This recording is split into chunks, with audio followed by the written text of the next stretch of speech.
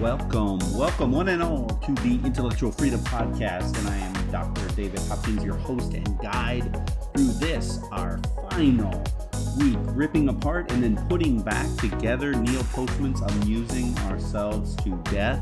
Can't believe this is 4 weeks and roughly 170 some pages of analysis, and I'm so glad we started with this book. So relevant, so important to understand this world we live in, but let's just dive right into it right now. My focus is going to be especially looking at chapter number 11 because, well, it's just so packed full of insight. So here we go. The end was not eventful or really TV worthy. I mean, imagine if you can the end of America. The end of the United States of America. Now imagine it doesn't go down in flames like Germany after World War II or the collapse of Rome or other ancient civilizations literally just wiped out from a natural disaster or some invading force pre-modern times when basically all the men were executed, the women enslaved, and the kids absorbed into the winning side. Imagine in America just gone. There was no explosion. There was no revolution. There was no gunfire on the steps of history. Just the slow fade of a life and a civilization slipping quietly into comfort that didn't even realize it needed to defend democracy, because through the giggles, the entertainment, the lack of depth of thinking, just things sort of slipping into an autocratic, despotic, who knows what it would end up being, just democracy slowly dying without even a whimper. No, not even without a whimper. Worse, maybe amidst a bunch of laugh tracks, silly giggles, funny memes, and a life of oversimplified stupidity. It's not really a very fun thought. If that's too big, let's take it down a few levels to just the individual person. Imagine a boy full of ideas, chasing dreams down back roads, talking big about changing the world. Then comes a job, a mortgage, calendar full of things that mattered once and mean less now as the months and years go by.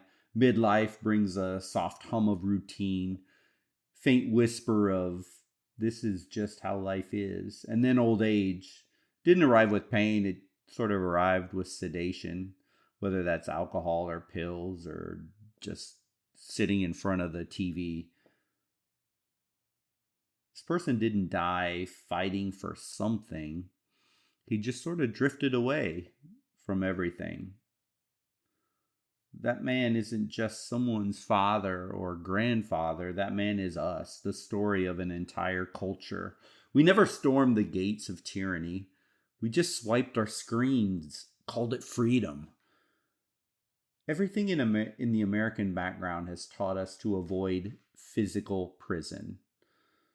We fought a revolution and 2 world wars over this type of oppression, but we are very ill prepared to take arms against a sea of amusements. That was Postman said that. So I ask you, who do we fight when the walls are made of laughter? Who do we complain to when serious discourse dissolves into just giggles? What's the antidote for a culture being drained by amusement? This is a battle Americans are failing right now, not because we're weak, but because the chains are velvet and we're too distracted to understand or even care. It's too big and it's too hard to worry about. So let's talk a little bit about comfort as control. We're wired, you and I, literally wired to avoid pain and chase comfort. That's how the human brain works, really. The amygdala screams, danger, danger, and the dopamine system rewards us for surviving, for feeling safe, for feeling good, for choosing the path of least resistance. That's just biology. It's the same wiring that keeps us from touching a hot stove after we learn, but it's also the same wiring that keeps us from doing what we know we need to do, because what we need to do is painful, hard, or just an uncomfortable annoyance. You want to lose weight? You'll crave the couch. You want to grow in faith? You'll crave distraction. You want to go to the gym? You'll find 100 reasons to scroll instead. And now take that same mechanism, that very same mechanism, that same biological shortcut, and magnify it through every screen, app, device that exists. We've created a culture that doesn't just indulge comfort, it worships it. And when that comfort becomes a creed, growth becomes almost like hearsay. Postman saw it coming, where he said, quote, "A people informed by television have no need for or tolerance of complexity. We have convenience, we have choice, we have the illusion of control, but the truth, comfort controls us." End quote. So we've been sold, as we've been learning, the lie that amusement is harmless, that if it's funny, it can't be dangerous, that laughter can't be a weapon. But here's the truth. Amusement is the perfect anesthetic. You don't feel yourself dying when you're laughing. And we're a civilization right now that's overdosing on giggles. We are, as Postman warned us, quote, amused into indifference. Our news entertains us, our schools entertain us, even our grief is curated for the highlight reel. Our politics are like a football game. Team red versus team blue. Win, win, win, no matter what. Something a bit off about the governor of the Democrats? Doesn't matter. Gotta vote blue no matter who. Gotta win. Team red, former CEO of a healthcare company convicted for Medicare fraud, grabs a golden parachute, uses his millions to become a Republican government. Who cares, right? Republicans win. Team red, let's go. This is us. This is America. We crave happiness, and yet we wonder why we're anxious. We crave ease, and we wonder why we feel empty. We hate the horrid rhetoric, yet we vote for candidates that push it. It's just easier and simpler to stay on the surface. Even though when we stop struggling, we stop becoming. The human soul needs friction. Without it, there's no strength, there's no shape, there's no story. This is what we need. But the simple lizard brain of ours, man, it's just better when it's easy, isn't it? Be honest, it is. I know it, and so do you. We used to fight tyrants. Now we fight boredom, and we're losing. We say we live in the land of the free, but what if freedom's been kind of redefined for us?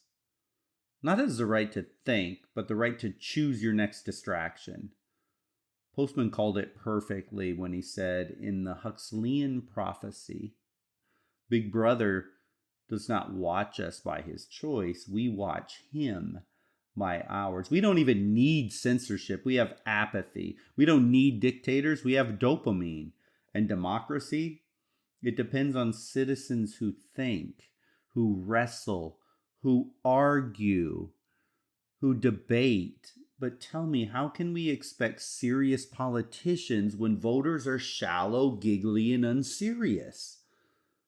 A democracy that's filled with people who skim headlines, chase outrage, and laugh at ignorance. I mean, we'll never elect depth, because depth doesn't even trend. We're enslaved not by force, but by affection. We love our comforts too much to notice the bars, those prison bars. They're solid. And so, imagine a people who no longer seek truth anymore, only validation. And we mistake being entertained for being informed on our newscasts. That's not a democracy. That's a circus. And we are the audience, cheering as our freedoms are dissolving into glitter. So here's the data that sort of backs up this conversation that we've been having on Postman and amusing ourselves to death. And, Postman lived in the 80s. He did not see with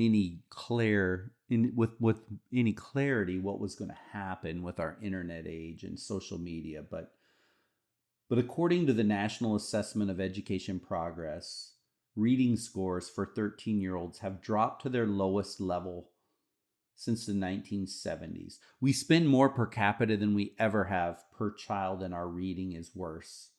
Only 14% of American teens say they read for pleasure every day. In 1984, when Postman was getting worried about things, that was over 60%. Think about that. 4 out of 5 young people are growing up without ever meeting the mind of another human being through the written word. They scroll through fragments of thoughts, tweets, clips, memes, tiny sparks of attention meant to just purely entertain you, but no sustained long-form thinking. Educators call it the death of deep reading. Neuroscientists see it as brain rewiring. Few connections and regions tied to empathy, critical thinking, and memory. When you train the brain to skip, it forgets how to stay on a thought. When you train the brain to react, it forgets how to slow reason. When you train the brain for novelty, wisdom looks insanely boring. And so this cycle continues. Our children grow up rich in data, but very poor in depth, and saturated with information, but starving for deep meaning. This isn't just an educational crisis, it's a consciousness crisis in our brains. So what now? Look, I'm going to be honest. I don't have sweeping solutions anymore. I've stopped trying to solve for civilization. It's too big, it's too loud, it's too fragmented. It's actually refreshing to see Postman not push out at the end of his book some oversimplistic silliness that would never happen, like Congress needs to pass a law to limit TV or internet use or cell phone use. How ridiculous. That train has left the station. It's long gone. It's never going to happen in this country. Here's what I know and try my best to live by. Maybe it can help you reach some semblance of peace. I can only solve for my own mind, my classroom that I teach in, my family, my daily practice of trying to paying attention. And maybe that's all any of us can do, is bring it down to the micro of your own life and your sphere of influence around there. Postman didn't give us a political program. He sort of gave us a mirror, though, and he showed us that every tool that we build in our lives, every piece of technology that we create, every medium that we create, going all the way back to the telegraph where we started, through the television to where Postman ends, and to where our social media is at today, which is where we've tried to build that bridge from TV to social media in this series. And the only revolution really worth fighting is the one inside your own head. So, reclaim your own seriousness. Choose depth over distraction. Read something that hurts your brain a little, forces you to think, forces you to read it multiple times just to get it. Force yourself to read something that's uncomfortable. Sit in silence with it. Be bored long enough to remember what thinking, deep thinking, feels like. And put down the damn telephone. Put down the social media, turn it off. You are not powerless to this medium shift, which is a cataclysmic move. You're just overstimulated. The cure is not outrage at every little piece and bit of information and every political frothing at the mouth that you get. The cure is not that. It's detailed attention. Attention to engage in serious discourse. You have to take the world seriously. Let me say that again. To engage in serious discourse, you must take the world seriously. And I'm sorry. I know there's TikTok creators trying to create meaningful, positive content online. You can't do it in 45 seconds or 1 minute. It's not possible. It's just more brain rot. So take things seriously. Take your mind seriously. Take your soul seriously. Take your freedom seriously. There are lots of ways to reclaim your mind. Yoga, praying if you're religious, meditation, being in nature, exercise, clean eating, clean living. But you know, when we push right here, and you know what I'm going to say next is read, get out of and away from technology and pick up the printed word. And I did say pick up the printed word. Don't pick up your Kindle. Don't pick up your phone and read on there. Pick up a book. What an honor, really, and what a blessing that you can even do this. Make it part of your life. Trust me, it is more than worth it, because in an age of pleasant slavery of these stupid social media scrolls and TV, freedom doesn't begin with being all angry and protest. It begins with patience. So think long thoughts. Guard your mind from the noise. And as always, I hope you found this series meaningful, and I want to thank you for listening to the Intellectual Freedom Podcast. Look, this ends our first book, and I don't want to give away too much, but how do I intro this without giving it away? Okay, so let's just say the next book is the greatest book ever written about justice, about living a meaningful life, about appearance versus reality. And it was written over 2,000 years ago. And what if I told you it still explains everything about our world today? From corrupt leadership to cultural chaos, from social media to self-deception, from freedom to tyranny. Our next book that I will introduce is the foundation of Western thought. The blueprint for every conversation we're still having about truth, power, and the purpose of life itself. And if you ever read this book, and if you've never read this book, it is the one book, well, that I hate to be hyperbolic, but it's the one book that everything else builds on in the West. And the crazy thing is, again, 2,000 years before Christianity as we know it. It isn't, but it should be 100% be required reading for every educated person in the entire United States, and dare I say, the world to read. So did I hype that up enough for you? But actually, I mean it, and I look forward to introducing it to you next week. If you get this book, I will guarantee you that you will gain new perspective on life. It'll change your life. It's literally almost impossible if you truly wrestle with the content in this book like we're gonna do. It'll change your perspective on everything. So I look forward to going back over this book with you. And next week, I'm going to go ahead and I'm going to introduce it to you in a basic standpoint, and then we'll go from there. So until then, please share, like, forward this.